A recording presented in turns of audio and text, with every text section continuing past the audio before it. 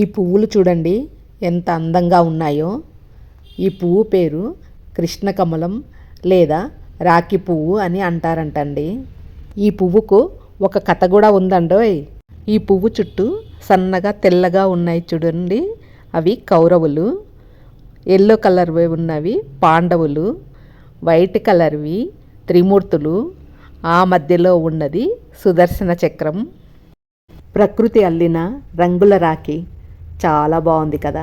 మరీ మరీ నీ అందానికి సలాము చేసేను, పువ్వులా నేను నవ్వుకోవాలి.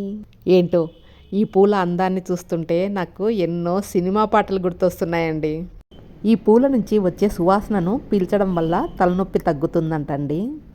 నిద్ర పట్టకపోవడము, టెన్షను, కీళ్ళ నొప్పులు, స్త్రీలకు మెనోపాజ్ సమయంలో వచ్చే సమస్యలు, వీటన్నిటికీ ఆయుర్వేద వైద్యంలో ఈ పువ్వులను ఆకులను ఉపయోగించి మందులను తయారు చేస్తారు. మామూలుగా నేను పూలు కొయ్యను, చెట్టుకు ఉంటేనే అందంగా ఉంటాయి అనుకుంటాను. కానీ ఎందుకో ఇక్కడ ఈ పూలను చూస్తే మాత్రము అసలు మనసు ఆగలేదు. ఎన్ని పూలు కోసానో చూడండి.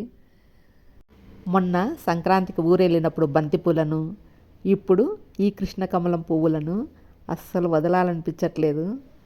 పువ్వుల్లో అంత ఆనందం ఉంటుంది మరి.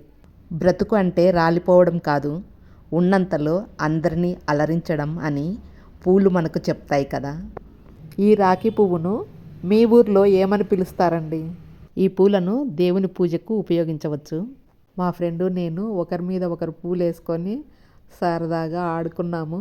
అందరం కలిసి ఇలాగా కొన్ని ఫొటోస్ తీసుకున్నాము.